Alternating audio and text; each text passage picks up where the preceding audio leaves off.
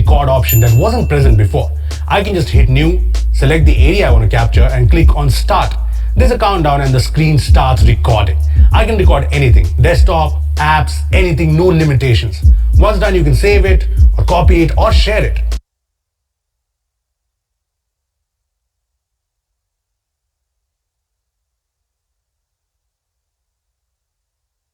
And now start.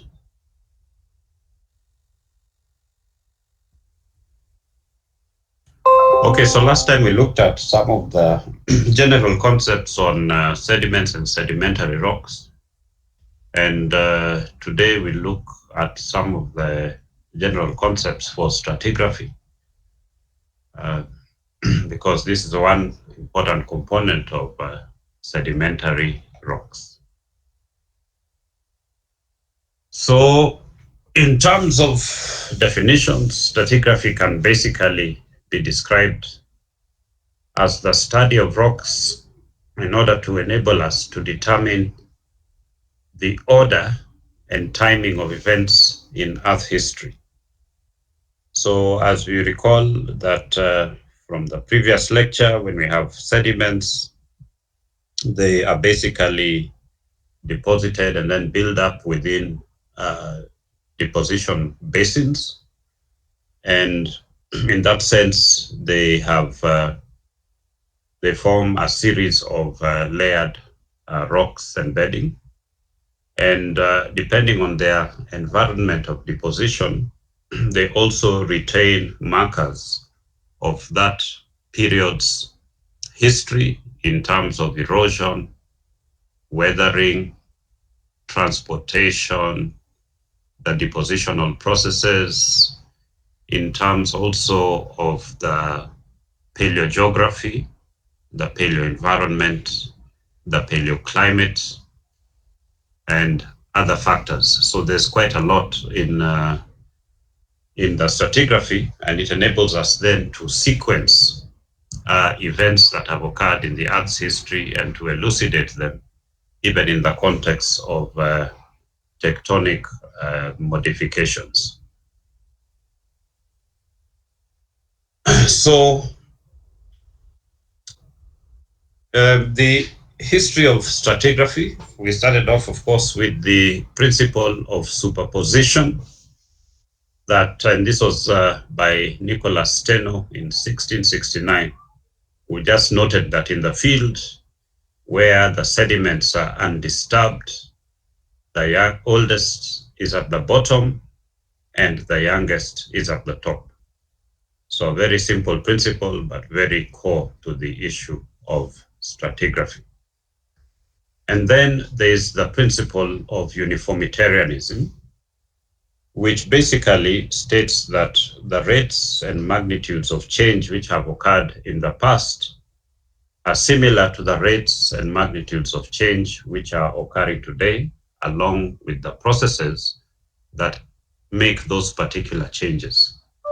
So in essence, uniformitarianism can be summarized as being that the present is the key to the past. In other words, we can basically understand how things have happened in the past by looking at how things are happening in the present. And this principle of uniformitarianism is quite opposed to the one of catastrophism, which basically states that things have not really happened gradually, but during particular points and periods in time, there have been major events occurring which have generated the kind of form of the earth that we see today. So of course, catastrophism now is in the back drawer, and it is uniformitarianism which prevails as the thinking about how to determine what is happening today. So stratigraphy really started now developing around 1800, so it took about 1 century before that. And then we see a major revival in stratigraphy in the late 1980s and 1990s.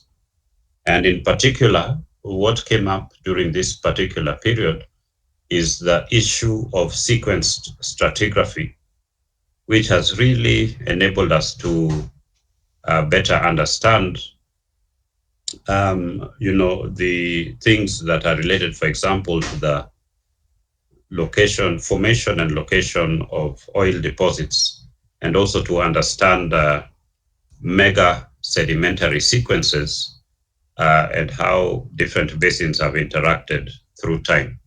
So that is sequence stratigraphy, and we'll look at it again a little bit more later. So in terms of the temporal and also spatial scales, what we see is that stratigraphy basically focuses on large-scale strata. We want to be able to understand Earth history, and we are interested in looking at factors like, where are the sediments from? What are their sources? What transportation have they undergone? What is their depositional environment? And how have they basically formed? One of the things that we see also in the stratigraphic record is that it is nearly always very incomplete, because there is a kind of a limited preservation potential which decreases with increasing timescale. Now, the issue of why the preservation potential is kind of limited is because the sedimentary rocks tend to be fairly soft, and that is why geologists in very, very general ways are going to say that either a soft rock or a hard rock geologist. So where we have these sedimentary rocks, there's that and re-exposed after deposition, we have a much higher erosion rate and weathering rate as compared to igneous and metamorphic rocks.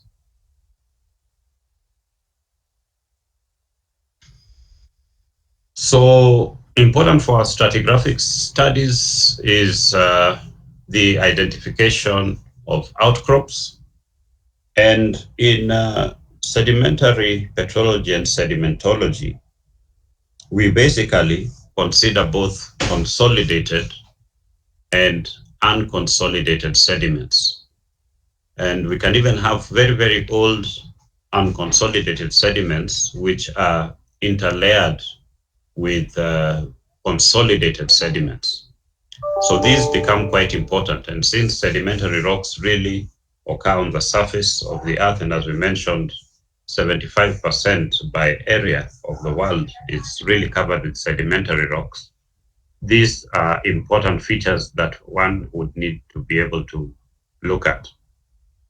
The second is that we also look at cores. So we can drill into sediments and recover continuous lengths of sediment, and we are able then to study them in greater detail. And cores are particularly important because in many areas of the world we have a lot of covering of sediments. Normally these sediments are very young in age, quaternary, the past, say, 1.8 million years or so, and they obscure what is actually beneath. And in fact, in many of these kinds of areas, it may be very, very difficult to get outcrops. So cores become very important in enabling us to see what is beneath that veneer of young sediments, relatively young sediments, and therefore to understand better the structure and the morphology and chemistry of the sedimentary rocks. The third way in which we get data for these stratigraphic studies is by the use of geophysics. So we can use wireline logs, for example, in drill cores. Maybe we have drilled using a drilling technique that only removes chips of rocks. But within that hole, we can put in some instruments which will measure certain characteristics of the rock. For example, what their electrical conductivity is, what their gamma ray distributions will also show us what those types are, and many other features that can be looked at by the use of the wireline logs. And then we also have seismic. Now, the seismic, the main issue with seismics is that you don't get very good resolution in terms of the stratigraphy of sediments, which are less than about, say, 1 kilometer thick. But as you go deeper, you get much better resolution with seismics. So there's also that particular aspect. We also have ground penetrating radar. So some satellites are equipped with radar sources that can penetrate the ground. Normally the depths are not very deep with ground penetrating radar. So you're looking really at very superficial sediments, but they are also very useful in terms of locating, for example, old river channels and other features which may just be lying just underneath the surface, but covered by a veneer of sediments.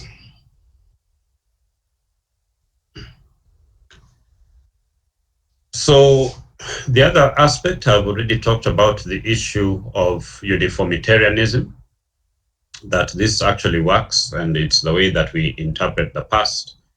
But we may also have some catastrophic events which are occurring. For example, we can have some periods where there's major volcanic activity. We have seen this particularly, for example, in the Triassic period, where these kind of eruptions can really change the way that the world looks in. But then these are kind of very rare types of events that we see. So uniformitarianism basically works for most of the time, and that is what we use to really understand and interpret the ancient environments.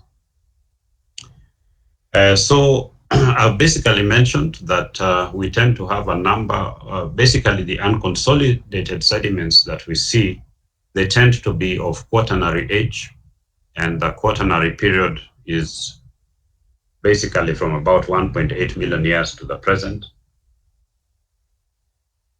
And older than those, we tend to have now the consolidated rocks, older rocks, and these ones will normally be pre-quaternary. But again, as I've mentioned, we can have in very, very old rock sequences the interlayering of unconsolidated and consolidated sediments.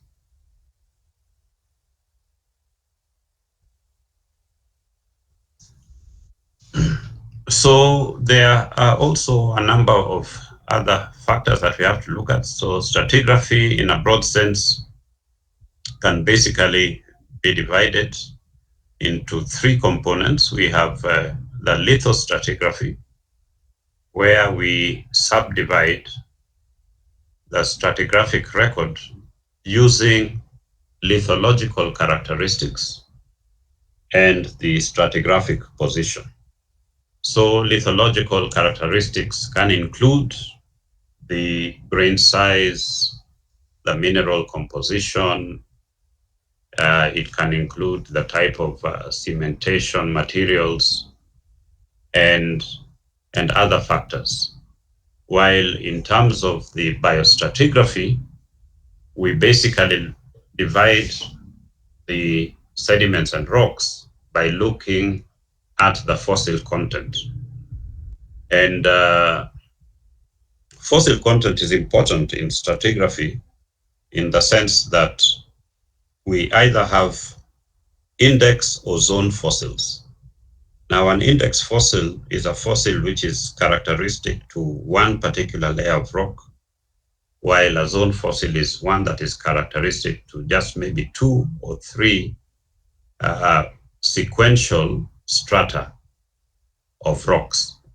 So fossils which are really distributed within a very large rock sequence tend not to be very useful in terms of stratigraphy, because they do not allow us to have the kind of resolution which is needed to understand the changes which have been occurring. But index fossils and zone fossils have the characteristics to enable us to do that. Okay, so some of the features of these index fossils is that they have to be very widespread. They have to be abundant. Of course, that enables us to make correlations between exposures of these sedimentary rocks. Then we also have the aspect of chronostratigraphy, where we basically ascribe ages to the rocks. And chronostratigraphy then means that we have to have a way of dating our rocks. And we have basically two ways. We use radiometric dating, which gives us absolute ages of rocks based on the half-life of certain types of radioactive minerals, elements. So for example, we can have the uranium series disequilibrium method, which looking at the half-lives of uranium-238 all the way until it decays to lead-207. And we also can have potassium argon dating, and we also have carbon dating, among many other methods which are used to get the absolute ages of the rocks. Okay, so when we talk about isochronous surfaces, we are talking about surfaces that are of similar age. And by compiling the ages that we see in a sedimentary sequence of these isochronous surfaces, we fall into the domain of geochronology, which enables us to subdivide Earth history into the time intervals that you are very well familiar with today.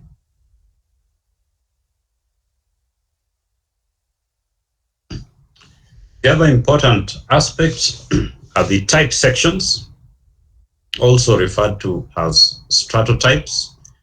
So in stratigraphy, it's extremely important that we are able to very well define areas where there are good exposures of sedimentary rock sequences. And these basically of undisturbed, by the way, undisturbed sedimentary rock sequences. And these ones become our kind of type sections, so sections to which we can refer to enable us to understand what has happened perhaps in another area where, say, tectonic processes have deformed the rock types, or areas where we have outcrops which are few and far between. And type sections therefore help us to be able to determine where in time exactly we are. So type sections are very, very well and very detailed, explained in very, very high detail and resolution, very well studied. So we'll be looking at the texture, we'll be looking at the types of sedimentary materials which are there. We'll be looking at characterizing the geochemistry, the mineralogy, and a host of other pointers that enable us to clearly define and separate one rock from another. So again, relationships in stratigraphy can be inferred from the principle of superposition that I mentioned, and also from looking at unconformities, and we'll look into these in a little bit more detail, the cross-cutting relationships, as well as what we refer to as the way up indicators.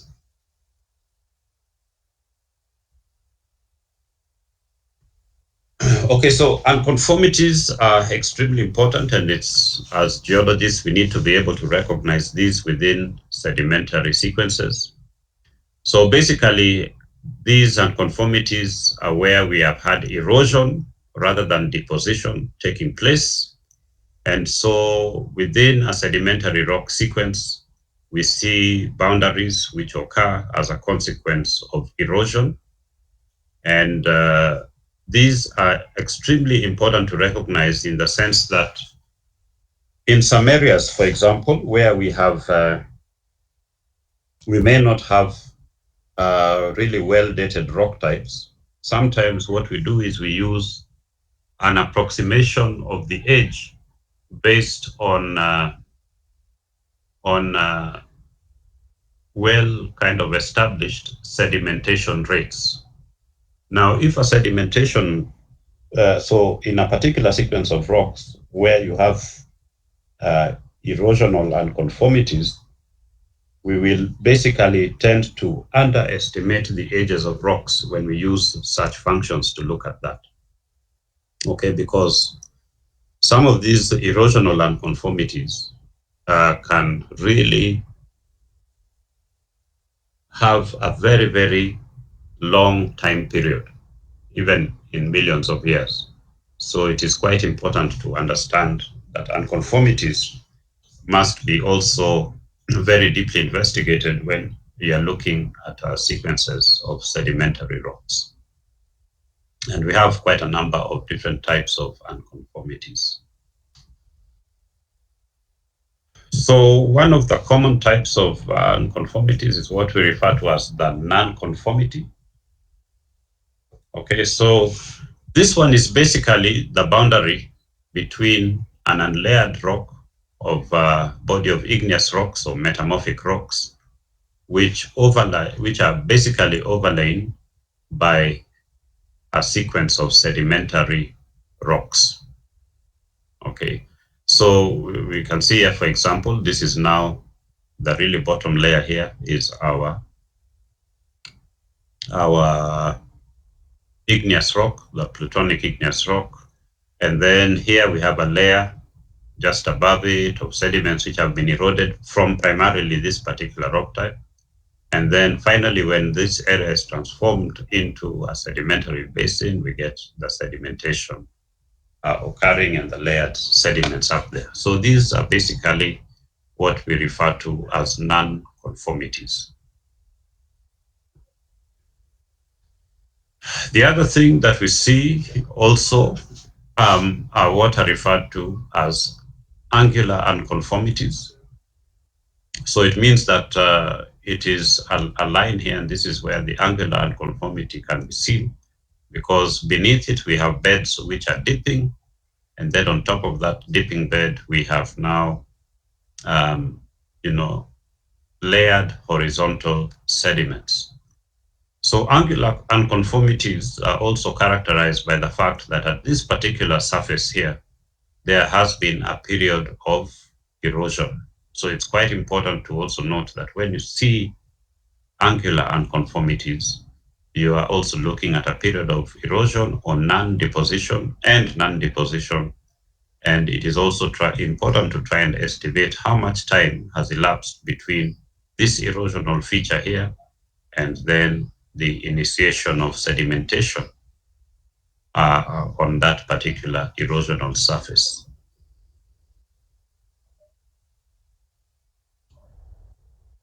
Then the next is the paraconformity. And here is where we basically have breaks in sedimentation, but we don't really see a physical evidence for that particular change. Okay, so we determine what has basically happened by using proxies such as fossil content. So while the rock type may seem exactly the same, at this particular level here, in this example, what we see is a change in the fossil content. So to your naked eye, you might be looking at, say, a sequence of, say, silty clays, which basically look the same, but in terms of fossil content, we see a change from fossil A to fossil B to fossil C. Okay, so those are our paraconformities.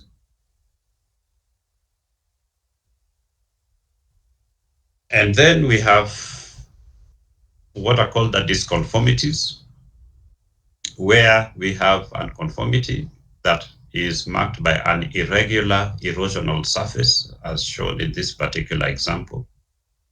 Okay, so we have this erosional surface here. So between this bed and this bed, what we are seeing here is what is referred to as a disconformity.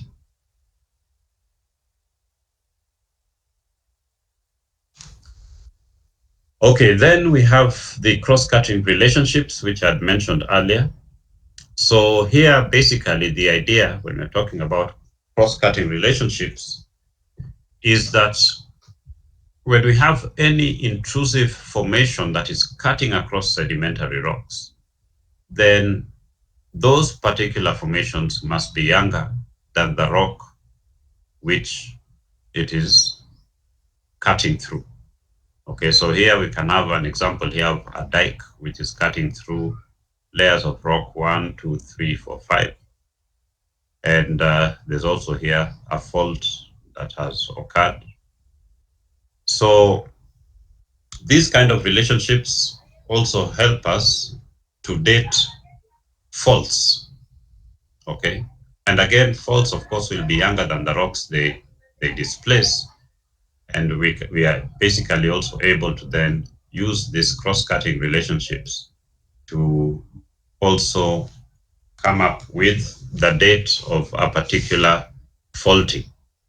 So like in this particular case here, the date of the faulting can be basically marked as the displacement of this particular rock type here. You can see that the dike, or this one which was cross-cutting, was basically extending up to this position here. And the faulting then has displaced it to this particular level, which basically tells us that the age of this particular diking process can be established by looking at the relationship of the youngest rock which it traverses, which is rock sequence number 6.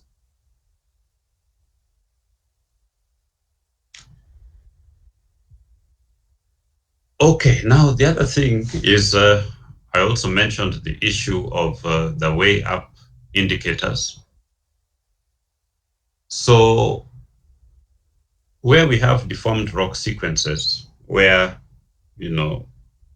we still apply, of course, the principle of superposition, but how will we know which is the, what do you call it? Which is this word which is refusing to come to my head. Yeah, which is the older and which is the younger. Okay, so there are certain things which we refer to as way up indicators, which can tell us, which particular rock type that we are looking at. So here is an example of, if we're looking at this text here and where my pointer is, we can look at the issue of, say, graded bedding. So graded bedding is basically, for example, the decrease of grain size as you go up a sequence of sediments. You see that the grain size is getting maybe finer. So when tectonic activities affect the area, you can get an overturning of that graded sequence. So you can, from your knowledge of the type section, you can then see in an area where maybe there's been a lot of overthrusting, that the folding and overthrusting as a result of compression of folding, what you will see is that the graded bedding sequence from coarse to light to fine has been reversed, and you see that the finer sediments at the bottom and the coarser ones are at the top. So that will be one of the indicators by which you can determine that there has been some overturning of the sediments. So those are referred to as way up indicators.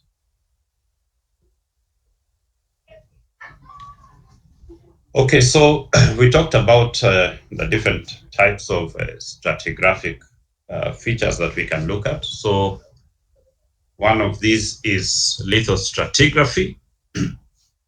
Okay, so in lithostratigraphy, we talk about formations, which is basically a fundamental unit of our classification. And then we have beneath that, and getting to thinner and thinner sequences, we have groups, and then members, and then beds. Okay. So when you're dealing with lithostratigraphy, you basically assign the stratigraphy based on the field description of your rocks.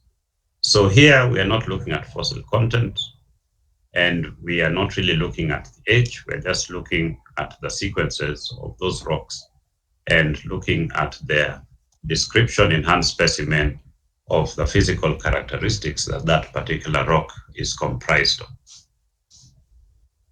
Again, the mode of deposition or the genesis of those sedimentary rocks is not really a criterion when we are talking about lithostratigraphic units. Okay, so mode of deposition is important, of course, because the genesis of sediments are numerous, as we discussed in the previous lecture, but these are not things that we take into major consideration when we are looking at lithostratigraphic units. The other thing is that lithostratigraphic units should generally have a kind of homogeneous characteristics.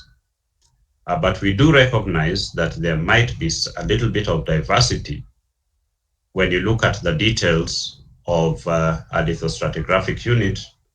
That may be, one may think of it in terms of maybe subdividing into other units, but we don't normally do this. This falls in the domain of what we call the sedimentary fasces analysis, and we'll be looking at that one at a later stage.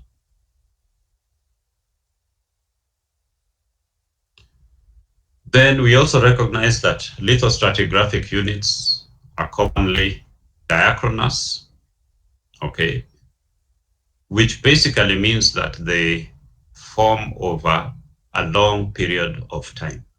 Okay, so they are diachronous, and this is as opposed to what we may call chronostratigraphic units, where we are linking units just by their appearance or formation within particular time periods. So normally when we do detailed geological mapping, we refer a lot to the lithostratigraphy. But if we're doing just some large-scale mapping, we may be more interested in just showing what are the chronostratigraphic units. So we can say these are sedimentary rocks from the Carboniferous, rather than going into more detailed description of those different rock types. So basically, because of the factors that I've already mentioned before, normally when we have lithostratigraphic classifications which have been done by a geologist, we can actually make revisions because it depends on the objective also of our study. So revisions are often proposed for lithostratigraphic classifications. And this can then lead to very complicated and confusing situations. So this kind of thing is quite common.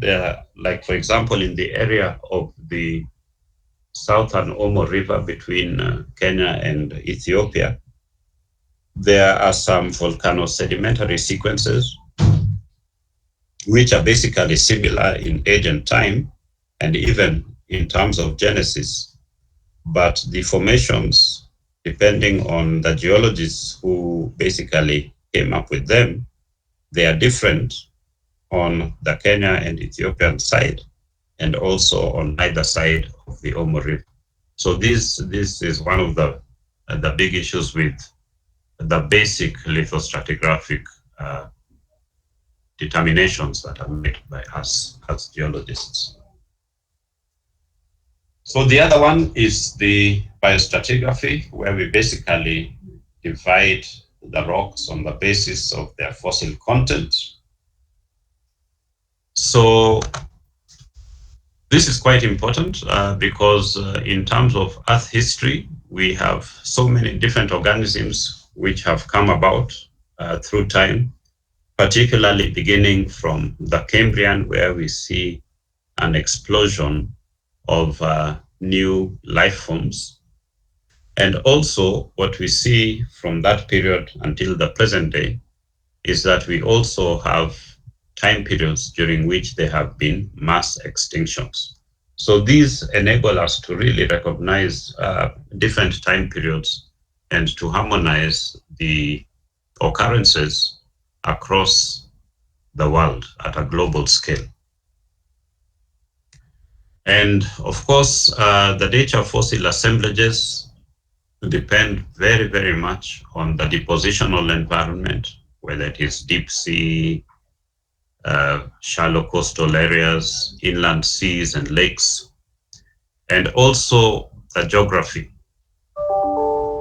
have major roles in determining the nature of fossil assemblages, because fossils are basically derived from living organisms which have specific environmental niches within which they live. So we use biozones to define our biostratigraphic units.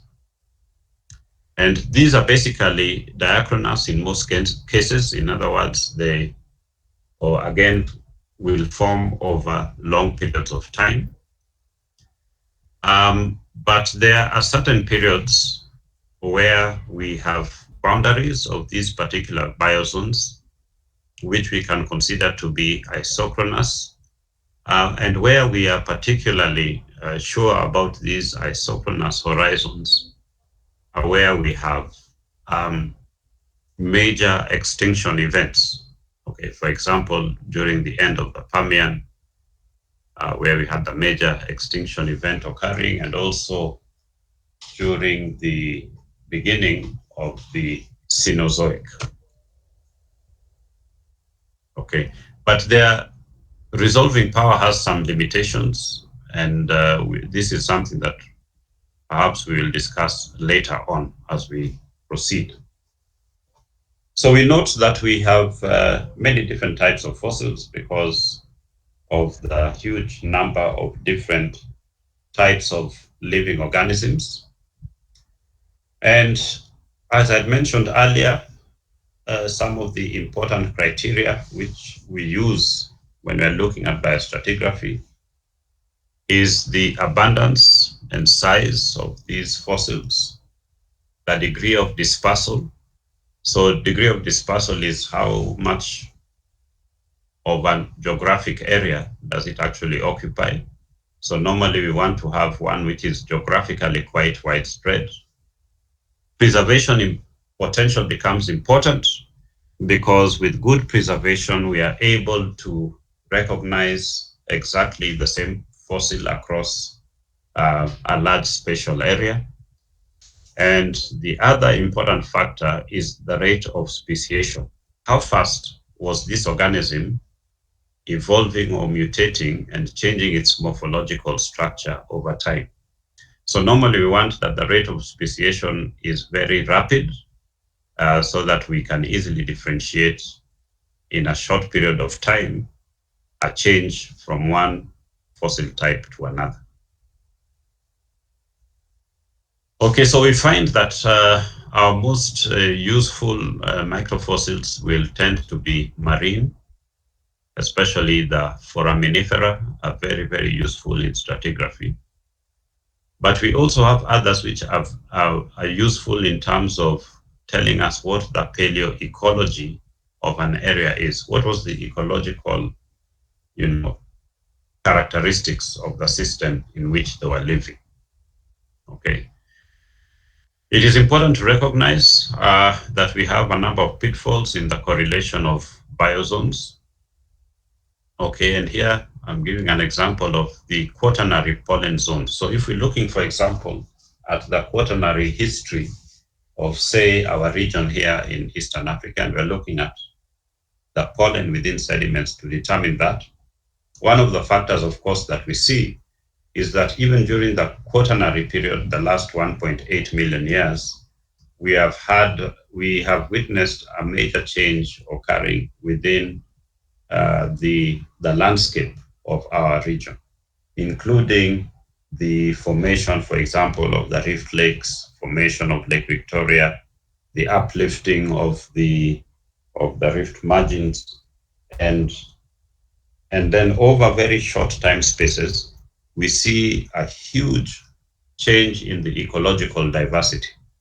But all of these eventually, when they're deposited in the sediments, will give us an indication of, say, for example, we have very lowland plant species, but also intermixed with highland or alpine zone, mountain zone types of organisms. So we need to be able to understand them in those contexts and not just looking at the fossil assemblages that we see and then making determinations on that basis alone. So we have to combine that with a study of the tectonic history of a particular region.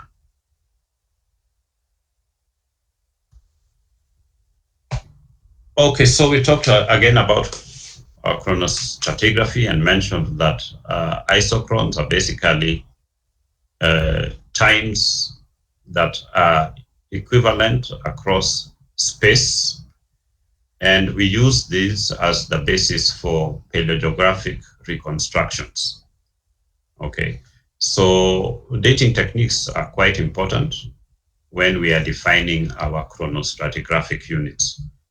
So in essence, we just use the chronostratigraphy to determine what point in time, in terms of Earth history, we are in, but in terms of now determining the paleoenvironments, the paleoclimate, the depositional setting, and other factors, we have to use other different techniques.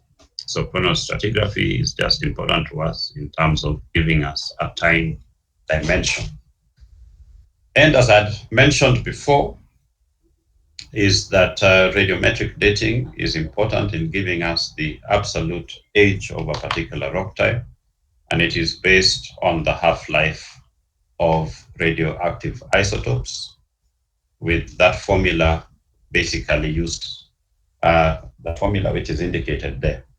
So for example, if we take the carbon-14, it has a half-life of about slightly over 5,000 years.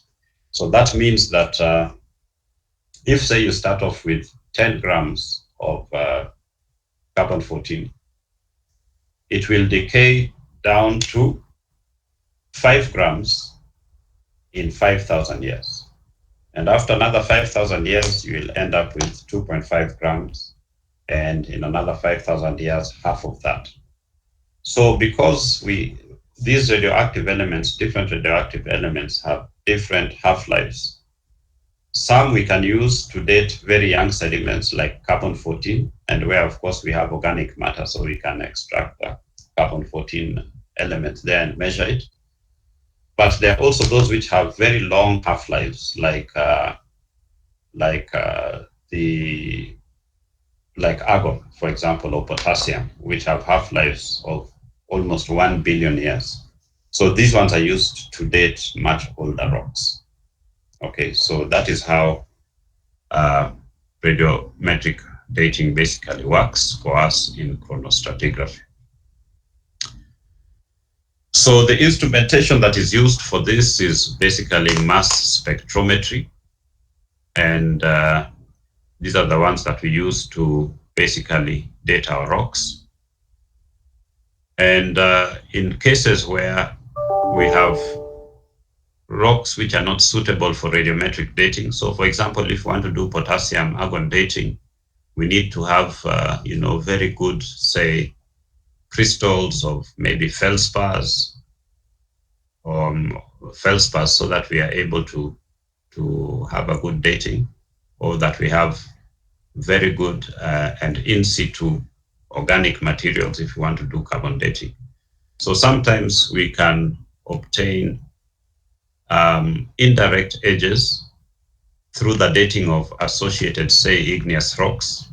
So for example, if we have a dike which is cutting across a sequence of sediments, if we date that particular dike, then we can say that those particular sediments are older than the age of the dike, because the dike is younger than all the sediments which it is cutting through. There is another technique which is used called luminescence, and this is looking at the amount of light which is emitted by quartz crystals when they are exposed to light.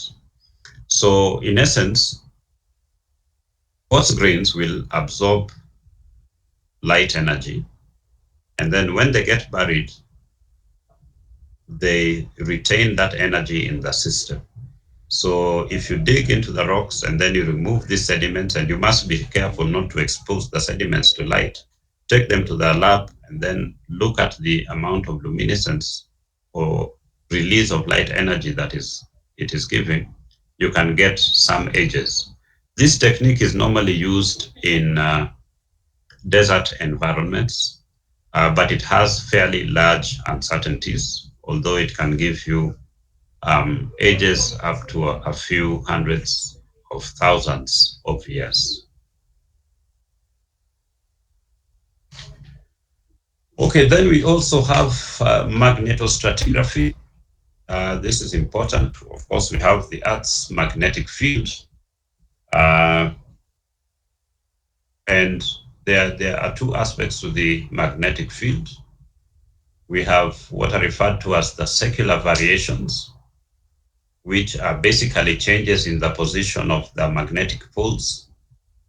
So as the magnetic poles shift, we have magnetic minerals like iron oxides of various types, which have then their, what are these things called again?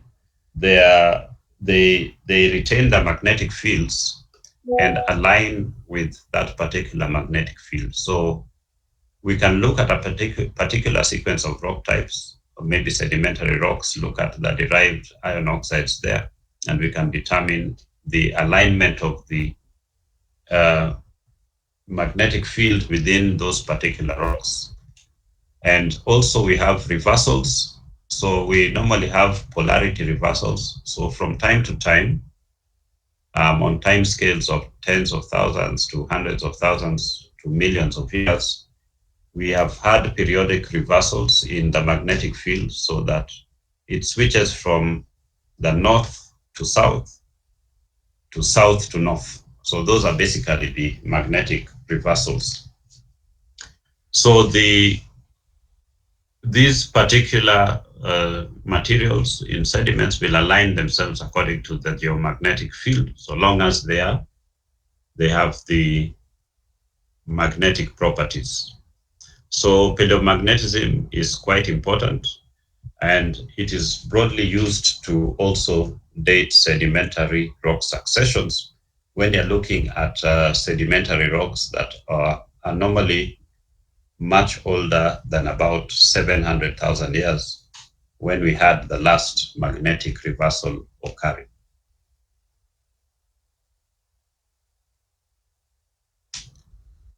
Okay, I'd also mentioned about sequence stratigraphy,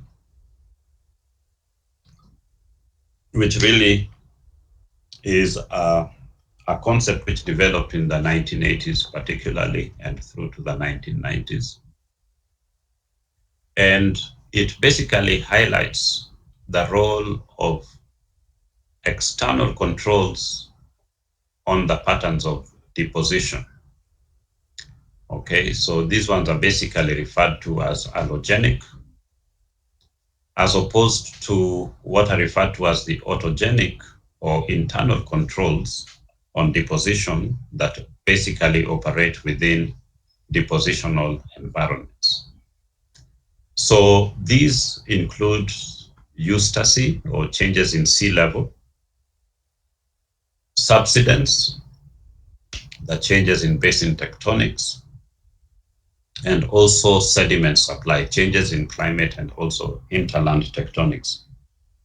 As I'd mentioned before, these have been very, very useful. It's a very sequence stratigraphy is a really very useful concept to understand, for example, and to find where you can actually locate important, say, oil deposits, for example. So some of the major principles that we have here, we have the issue of accommodation, which is basically the space that is available for deposition. Okay, so if, for example, let me give you an example of, say, the Lake Turkana Basin, in order just to understand what accommodation is. So we have, let's say that we are looking at the beginning of the formation of that basin, which happened, say, about 5 million years ago. So then we have the creation of the depression as a result of rift tectonics. Now, by the creation of that depression, we have basically opened up an accommodation zone. So this is a zone where you can begin to accumulate sediments. Okay. Now, if, for example, it follows later on that there is some subsidence occurring, that also increases the accommodation space, while tectonic uplift will reduce the accommodation space. So accommodation is an important aspect of how very, very thick sedimentary sequences are built. And along the ocean coasts, we have the aspect of sea level rise and also basin subsidence, as well as a constant source of sediment supply, allowing for these particular sequences to be recognized. So in an area where you have interaction between sea and coast, we have issues which will relate to how sea level interacts with sediment supply, say, from the hinterland. And then we have the processes of aggradation, where the sea level is going up, and therefore the amount of sediments which are coming in from the hinterlands will reduce to finer grade materials.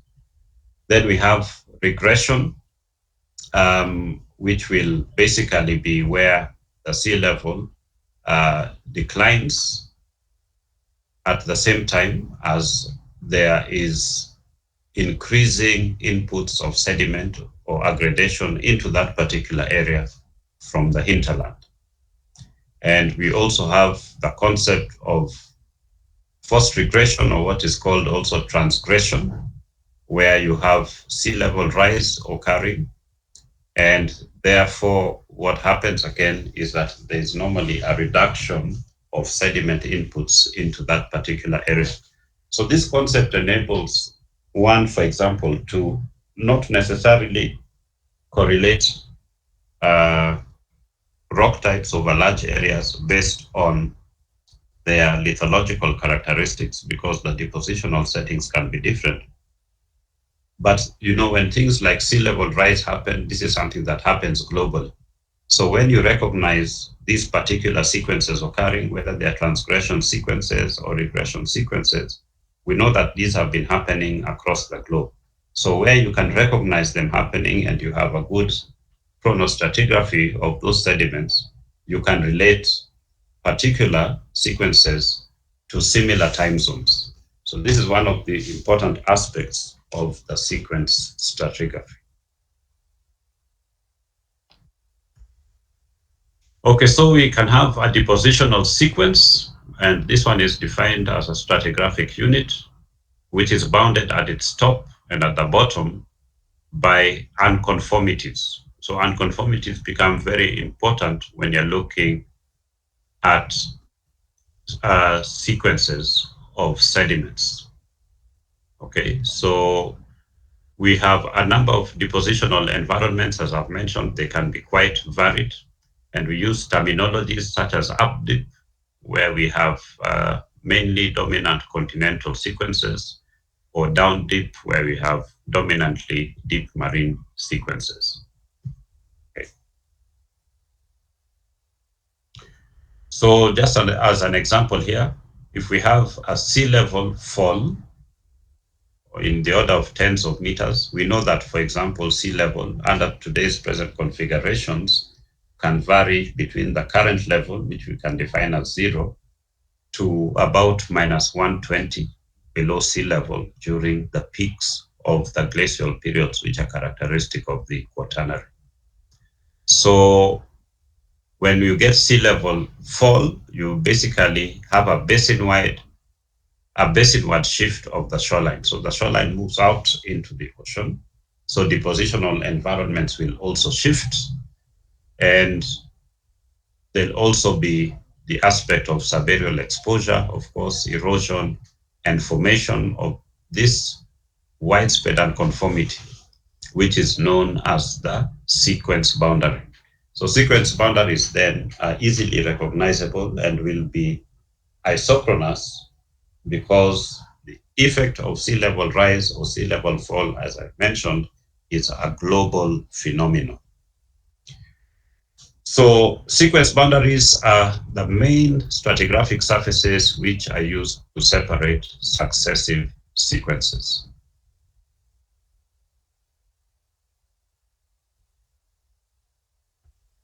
Okay, so then we have the other term, or called the parasequences. So these are basically a lower order of sequences which are separated by flooding surfaces. And when we talk about flooding surfaces, we are talking about surfaces where there have been a rapid sea level rise. Okay, so these ones are not really related to the kind of smaller scale sea level fluctuations that we see from time to time, but to basically major sea level rises, leading to these so-called flooding surfaces. So there's the other terminology where we talk about system tracts, which are the basic building blocks of our different sequences. So we recognize 4 types of system tracts. One is the falling stage system tract. So these are basically the kind of features that we see when the sea level is progressively falling and there is aggradation of materials from the continent basinward. Then we have what are termed as the low stand systems tract. This is when the falling sea level then reaches its minimum and stops at that and remains at a steady state at that minimum. Then we have what is called the transgressive system tract, where we have now the sea level rising again and producing a new type of sequence of sediments. And then we end up with the high stand system tract, which is now the maximum sea level surface where we are. And this is now what gives us the terminology of the high stand system tract. And these particular sequences, when you're looking at sediments which are basically of marine depositional settings, they can be very, very well defined. And these have been system tract explanations of the sequence stratigraphy have been used in many papers relating to petroleum studies, for example, in the Lamu Basin and other basins around the world. Okay. Okay, so I've explained what these maximum flooding surfaces are. We also have what are called or referred to as condensed sections. So here is where we end up with very, very low sedimentation rates. So condensed sections are important to recognize because they may also cover a very, very long period in time, but sedimentation rates are low during that maximum flooding surface or the high stand system tract.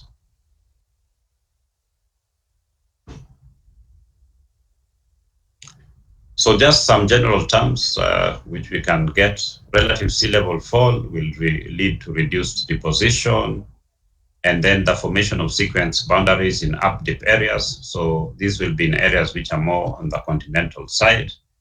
And we end up with increased deposition in down-dip settings. For example, we can have submarine fans which occur at the base of the sloping continental shelf zones. And when sea level is rising, it will trap sediment in the up-dip areas. For example, in coastal regions, it kind of like pushes back on the sedimentation and transfer of sediment to the deeper ocean. So you end up with lower transfer of sediments to deep oceans.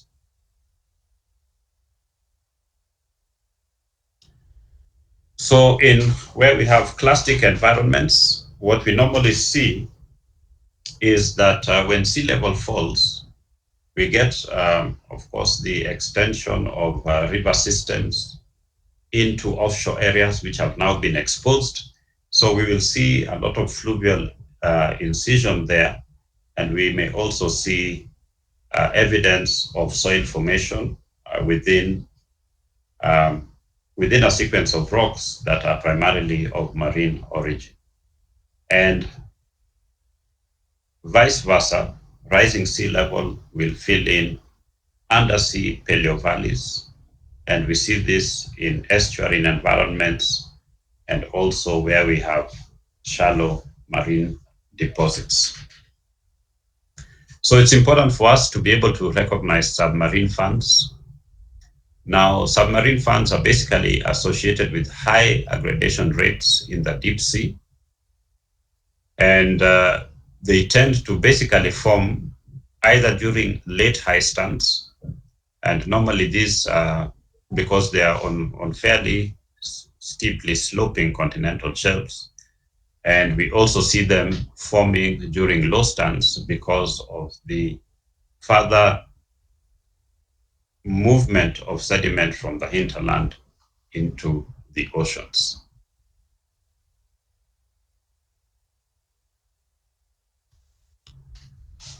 Again, some other impacts of sea level rise when you're looking at carbonate environments, for example, in limestones. A sea level fall will lead to the development of karstic surfaces.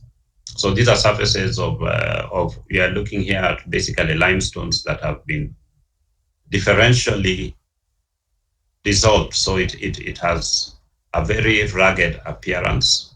So we can see those kind of surfaces. Or we might see evaporite mineral beds because of the exposure of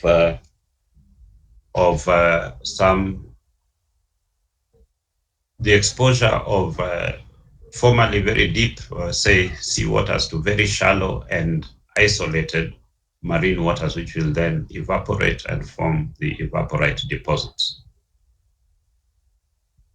The other thing is that the high stands will expand the area of carbonate formation towards the up-dip areas. And we will also see with this expansion the construction of reef deposits and accumulation of other carbonate types of minerals. And the other thing is that where we have very high or rapid rates of sea level rise, these can lead to the drowning of our carbonate platforms, such as the reefs which are formed in shallow water, normally less than about 40 meters deep.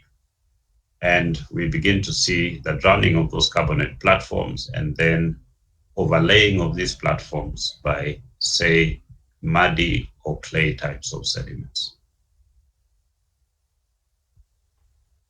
However, there are a number of pitfalls in the sequence stratigraphy concept.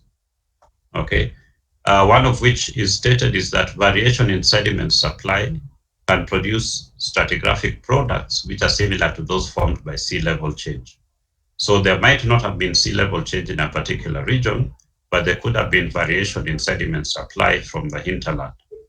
But the good thing is that this can actually be recognized because, as I mentioned, the sea level rise effects are global, while variations in sediment supply will be more or less regional, depending on the catchment of the river that is bringing in the sediments into the ocean. The other is that sea level fall. When sea level is falling, it may not necessarily lead to the formation of a well-developed sequence boundary. So in such cases, we may have boundaries which are quite indistinct and difficult to detect. And this normally will happen when the sea level fall is happening during, for example, a period when it is very, very dry on the continents, so that there's very low amount of sediment which is being translocated from the hinterland into the coastal and oceanic areas.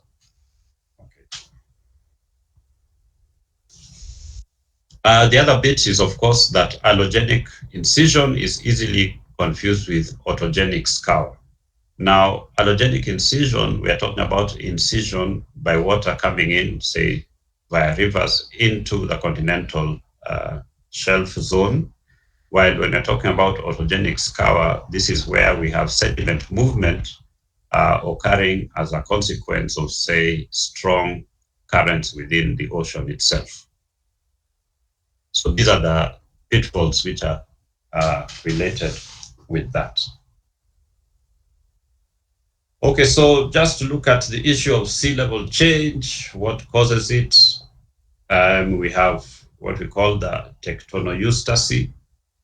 So this is basically tectonics occurring on a global scale. We have the glacioeustasy, which also causes sea level rise. This occurs on the time scale of 10 to 100,000 years. So, like for example, if we looking at the history of the Earth, the time that we had the very oldest period in the last 100,000 years, this occurred about 18,000 years ago, what we refer to as the last glacial maximum, or the LGM. So during this period, sea level had fallen to about 120 meters below current levels. Much of this water was held up in ice in the temperate regions around the world.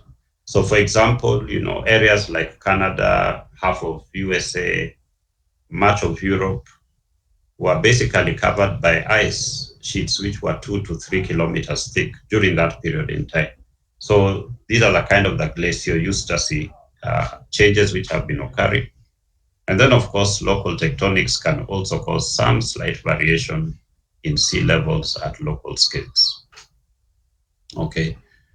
So we define on the basis of timescales what we can refer to as first order, second order cycles, and you might be able to see this within your sequence stratigraphy units. Then there are the third order cycles, which are of a shorter time period, and then fourth order and fifth order cycles, which are mostly related with the glacioeostatic, as we can see in this particular time scale here.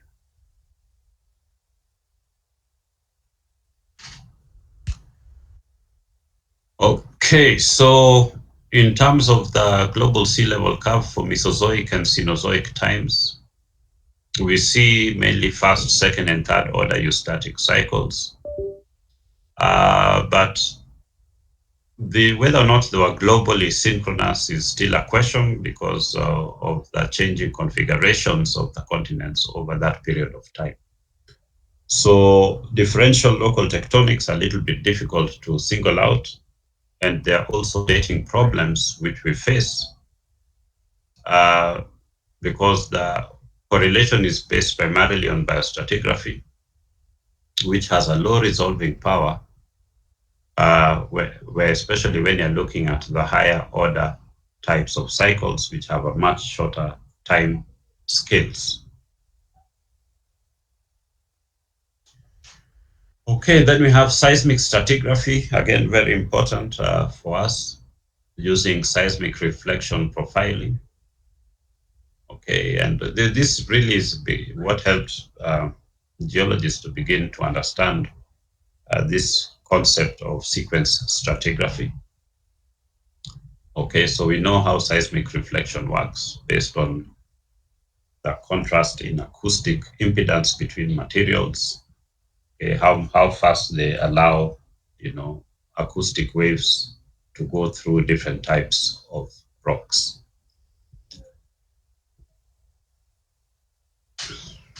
Okay, just some important things that we want to be able to recognize.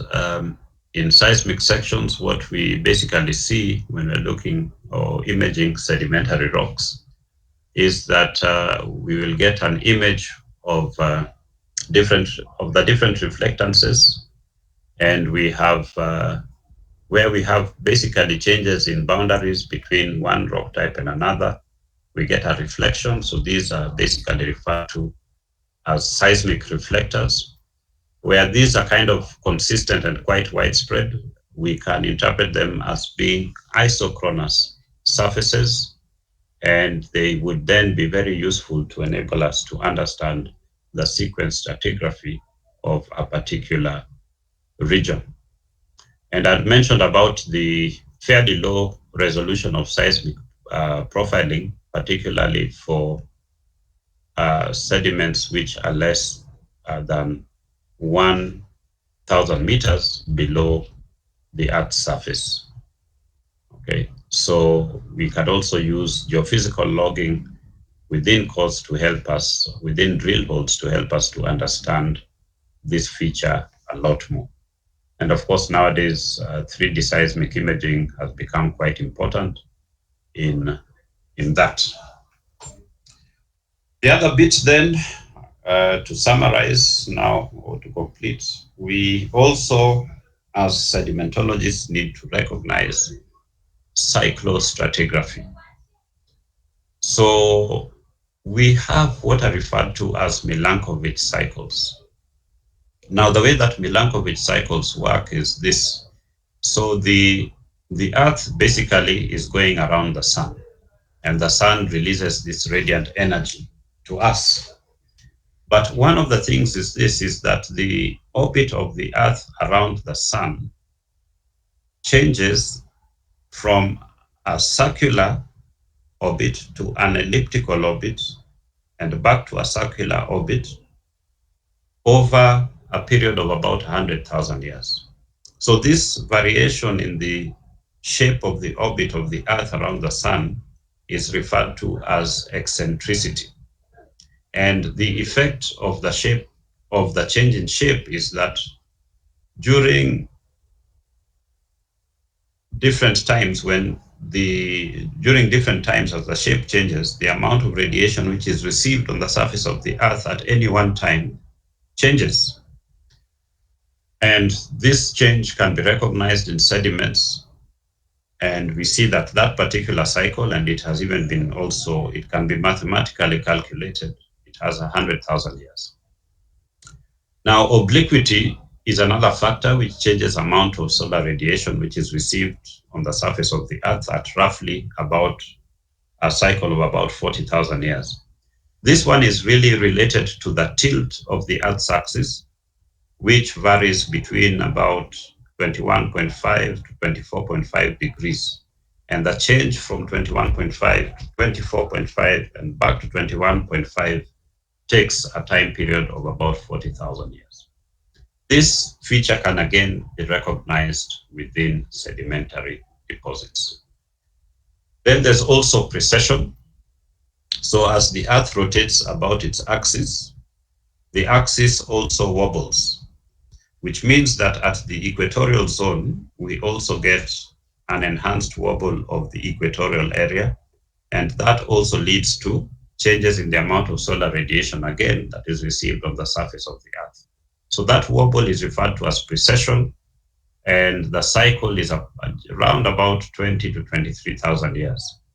Okay, so again, we see evidence of this particular cycle within our sediments. What is most important is that the reason why we actually see expression of these features in our sediments is that there are some internal changes which happen when the radiation amounts change.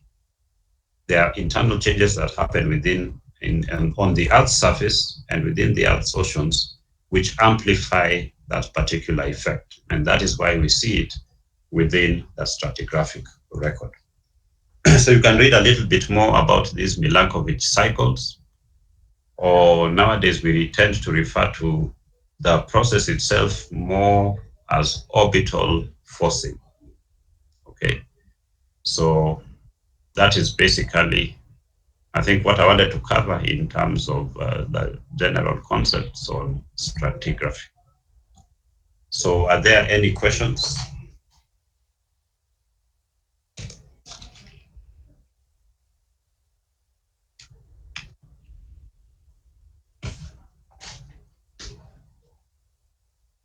Yes, Professor. Yes, go ahead. Yeah, there is a line that you told us about when you were giving us an example of Lake Turkana. Mhm.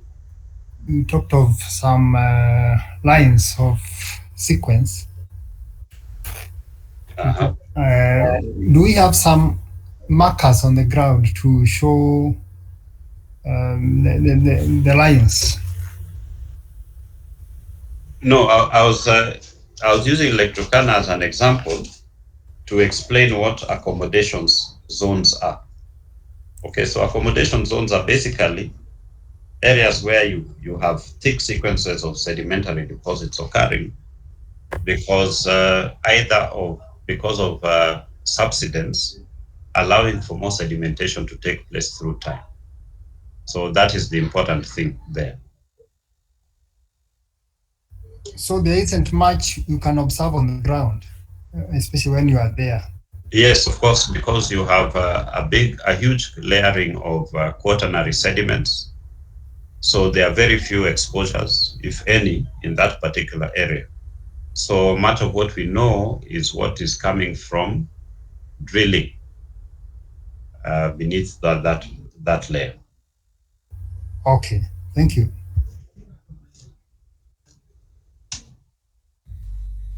Prof, Uh-huh. I have a question. You talked of using the pollen grains as a indicators or something. So my Yes. question is, in case of genetic variation, would it still have the same implication of knowing the age of the rocks then? If there was any change in the genetic makeup of the pollen or something? Okay, so in terms of pollen, the genetic variations are not so common. Mutations can occur, but mutations don't normally change the form and structure of a pollen grain. So pollen is easily recognizable from the form, and we'll see that later on when we begin to look at some examples of how we can determine the paleoecology of a particular region. Okay, thank you. So, Yes, go ahead. yes, you are talking about sea level rise and fall, and I wanted to know, are there some parameters we can use to investigate sea level rise and fall and its impact on coastal erosion? Yes, actually, it is quite simple because we know exactly the types of sediments which will form along within a shallow marine depositional environment. So what we will basically see is a spatial shift of the formation of those particular types of sediments. And one of the biggest markers are basically the carbonate reef platforms. So it is really quite easy to determine these particular surfaces, even from a drill core. This is along the coast. Like I mentioned, the global tectonics, of course, has shifted things around quite a bit. So, like for example, in the middle of the Sahara, we have sediments which pertain to the former Tethys Sea. So don't just imagine when you're looking at a sedimentary environment, don't imagine it in the context of the present day, because you could be standing on an outcrop of a former ocean right in the middle of the Sahara Desert.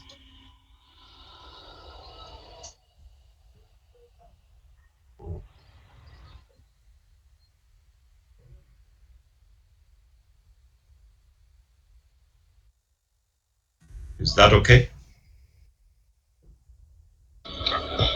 Um, not really.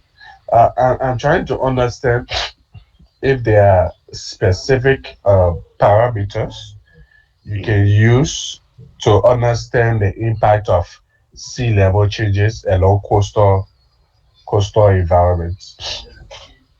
Yes, you can use fossils. You can look at the texture of the sediments to work out on paleo environments. So there are a number of different ways of doing that. So we'll come to that later on. It's when we're looking at the depositional environments. Okay.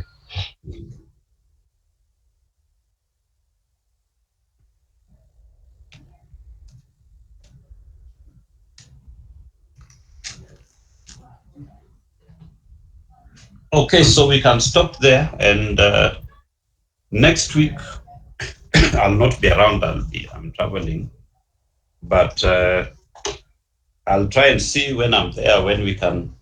Once I know what the timetable is like, we can always organize some online lectures also next week. So I'll let you know once I get Okay. on the other side. Can you? You said you were going to send us the outline. Yes, I'll send you the outline, and I'll also share with you these PowerPoints. But remember to read a lot more around those particular issues.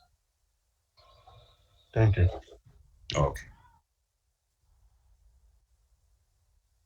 Okay, bye then, and have a great weekend. You too. Thank you. Good traveling.